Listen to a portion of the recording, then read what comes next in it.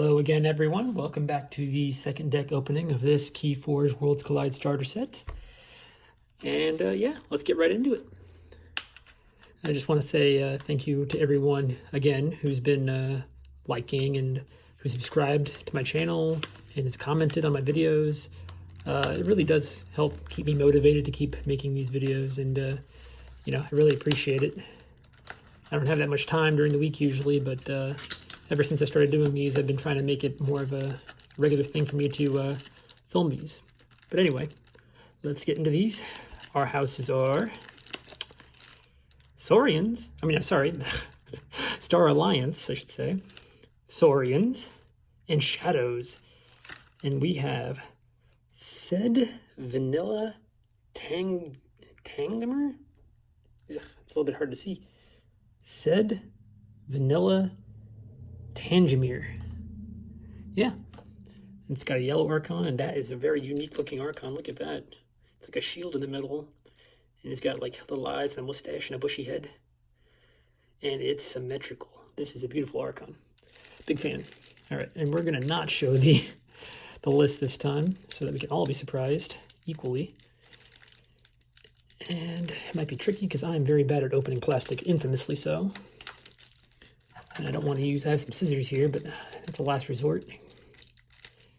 But yeah, it's been a very good run so far. You know, this is like, what, my fourth video on this channel for Keyforge, and my first video's got almost 100 views, so way more than I anticipated. I'm just a guy who likes a card game, uploading YouTube videos on the internet, on YouTube. And yeah, we're having a tough time with this plastic, aren't we? That wasn't a problem. I had the wrong side on here. This side seems a little easier. And we got that bit. We made a tear in the armor. Made another tear in the armor. Big enough tear. And armor's coming off. And we got it. Someone suggested to me that maybe I should make a Keyforge starter like strategy guide, you know, and so if people are interested in that, I might go ahead and do that. So let me know in the comments, or send me a message if you think that you'd like to see like kind of my take at how to evaluate decks and play the game. But we've set the Archon card down and we squared it up, and let's have a look at this deck. Starting with Star Alliance, we have Quincan's Blaster. There we go, it's in focus. Quincan's Blaster, it's an upgrade. Amber when you play it. This creature gains Fight Reap. You may deal 2 damage to a creature, or attach Quincan's Blaster to Science Officer Quincan. After you attach Quincan's Blaster to Science Officer Quincan, you may archive a creature in play. Ooh, so you can archive yours or your opponent's creature. These upgrades that are specific to a creature are really interesting. Yeah, they're like a one-off effect, but they're usually a pretty powerful effect. And, you know, archiving your opponent's biggest creature or most annoying creature could be a big swing in this game. So, cool card. And next we have Encounter Suit. It's another upgrade. After an action is played, but before it resolves, ward this creature. Oh, that's a really cool rare. So, yeah, I mean, a creature is going to be warded multiple times during your opponent's turn. Or your turn even, yeah. I mean, just as an action is played. Any action card is played? Wow. If we get something really annoying in here, that'll be really hard to get rid of. Because, yeah, an action card that does damage won't really affect that creature at all. It's basically immune to all action cards. That's really cool. Yeah, I'm hoping to get a really good creature to put that on. Another upgrade, we have Universal Translator. Amber when you play it, this creature gains Fight Reap, use a friendly non-Star Alliance creature. Great, as always, using a card off house. And this gives that to any creature. So you could have a ready Star Alliance creature on the board, plop that down, and use something from another house. Very, very good. And another upgrade, oh my gosh. So this one is called Quadricorder. Your opponent's keys cost +1 for each house represented among friendly creatures, up to a maximum of 3. So this is a passive way of increasing your opponent's keys, which is always great. Love to see that. But I hope we get some creatures in here. And we do. We have CXO Tabor, 3 power creature. Fight Reap, you may play or use 1 non-Star Alliance card this turn. Again, another way of using off-house cards. So wonderful. Star Alliance is really, really good with that utility. They have a lot of ways of using off-house cards, it seems like. And we have a second one. And we have Censor Chief Garcia, 3-power creature. Play, fight, reap. Keys cost +2 amber during your opponent's next turn. Great way to make your opponent lose a key. You know, if they have 7 or 8, 6 or 7 amber, they won't be able to forge. And even if they have 8 amber, make them pay 2 additional amber for their keys. Always good. So, love seeing her. And there's Science Officer Kincan. He's a 2-power creature, elusive, and after a player chooses an active house, which matches no cards in play, you steal one. So, as I said before, I think, he's a wonderful first turn play. You want to get him out as early as possible when there's like very few cards on your opponent's side of the field out, so you can steal maximum amount. Maybe not too early, because your opponent won't have much amber, but maybe early-ish. And another upgrade, we have Light of the Archons. This creature gets +1 power and +1 armor for each upgrade attached to it. Wow. Yeah, and we had, what, 5 upgrades? Including this one, yeah, we had 5 upgrades before there. So if we get at least half of those, something's going to get +3/+3 to it. That's pretty great. Good to see that. We have Explo Rover, a 3-power creature. It's got Skirmish, and Explo Rover may be played as an upgrade instead of a creature. With the text, this creature gains Skirmish. Another upgrade, potentially. So giving something Skirmish is good. We have Saurians in here, so we might have some good fighters. So probably use that for that, but otherwise it's just a 3-power creature with Skirmish, which, you know, can be useful. And Commander Chen. It is a 4-power creature. Fight, reap, use another friendly creature. Great. Again, using off-house. That's what Star Alliance seems to be good for. Using off-house cards and kind of playing a little bit of the dis role and disrupting your opponent. We have Calm Officer Kirby, a 3-power creature. Play, fight, reap. You may play a non-Star Alliance artifact, upgrade, or action card this turn. Yet again, another way of playing cards off-house. Give me 1 second. I'm just going to take a quick sip. I know this isn't quality content, but for whatever reason, my throat is killing me. And I not look at the cards and pick up the deck and re-square it. Sorry for that interruption. Yeah, so once again, playing cards off house is great. It's usually a very useful thing to do. Just puts you ahead of your opponent much better. And we're on to Shadows. This is an old card. I didn't think I'd see again. Key of Darkness. It's an action card. Play. Forge a key at +6 current cost. If your opponent has no amber, forge a key at +2 current cost instead. Depending on how much amber we have in this deck, we might be able to pull this off. So we'll definitely keep that in mind. But, you know, a key for 12 is usually kind of out of the range. So we might not play this card too much. And we see Subtle Chain, hoping for that Chain Gang, of course. Amber, when you play it, it's an action card. Your opponent discards a random card from their hand. Great to put your opponent behind. And there's the Chain Gang. 3-power creature. After you play Subtle Chain, ready Chain Gang. And as an action, steal 1. Shuffle a Subtle Chain from your discard pile into your deck. The idea that I love is that you can have both of these in your hand, play Chain Gang down, it's exhausted, and then play Subtle Chain, then ready it and steal 1. So you not only get an amber for playing this, you discard a card from your opponent's hand, and you get your Subtle Chain back, and you steal 1. So that's a pretty big power play. And we have Bren the Fanatic, a 3-power creature with Skirmish. Play, your opponent gains 1 amber, and destroy and steal 3. So now we're looking for a good way to destroy this guy. Ideally in Shadows. We'd like to find a good way to put him out there, maybe give them an amber, but then very quickly destroy him and steal that 3. You don't want your opponent to forge and have no amber and then destroy him, because that's pretty bad, obviously.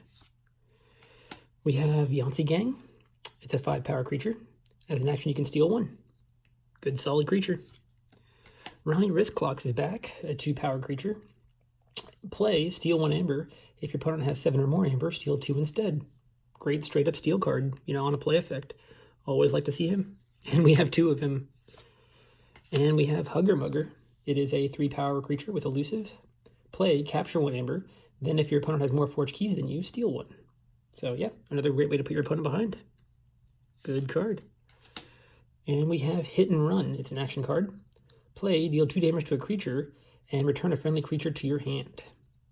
Ooh, so that's great, actually, because we have 2 of these Runny Risk Clocks. So we could play Runny Risk Clocks, play Hit and Run to do 2 damage to a creature, and then put this back in my hand and play it again. That's a really cool card. Really, really cool card, especially in Shadows. And we have 2 of those. That's amazing. And Bad Penny. 1 power creature destroyed, return her to your hand. I don't know how useful she is in this set. Really. Oh, we have 2 of those too. I don't know if I like that. But we're on to Saurians. We have an action card called Imperial Forge. Amber, when you play it, forge a key at +8 current cost, reduced by 1 for each amber on friendly creatures. Oh, another key cheating card. So we're looking for a lot of Exalt effects now. We really want to see a lot of Exalt effects. Because, +8, that's 14 amber. So I don't think we'll have 14 amber on creatures unless we have a crazy high number of Saurian creatures. But yeah, that's an interesting one. I mean, if we have a lot of amber at the end, we might just be able to forge it. Who knows? We have Crassosaurus. It is a 4 power, 2 armor creature, and it's elusive. Play, capture 10 amber from any combination of players. Then if Crassosaurus has fewer than 10 amber on it, purge Crassosaurus. Oh, my goodness. That is huge. Capture 10 amber from any combination of players? Oh my goodness. If your opponent has a lot of amber, that's a really big power play. Wow. Yeah. You could really use that to catch up. I wouldn't capture any of mine unless my opponent has like 9 amber. Then I'll give it 1 to just capture that 9 and keep them off of a key. That's amazing. That reminds me of like Drumble from the first set. That really, that's a big one. And it's got 4 power, 2 armor too, so it's going to stay out for a while.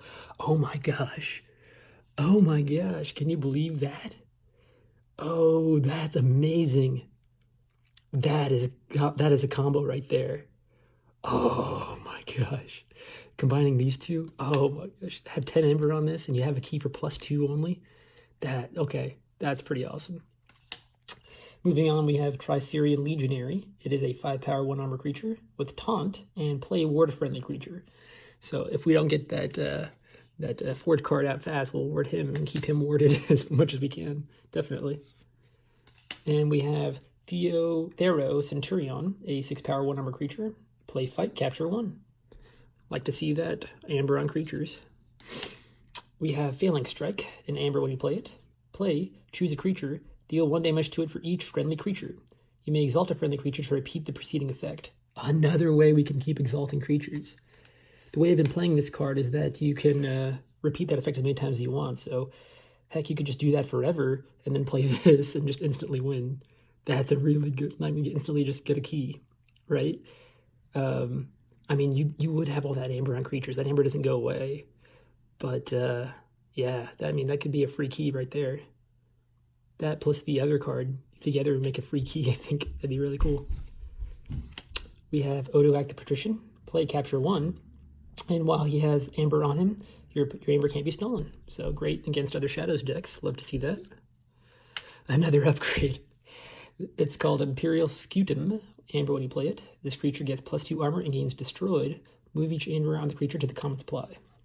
So this is a great way to, if you think your big guy's about to get destroyed, like that 10 amber stealing guy or capturing guy, you can put this on him and your opponent just loses all that amber. It's pretty amazing.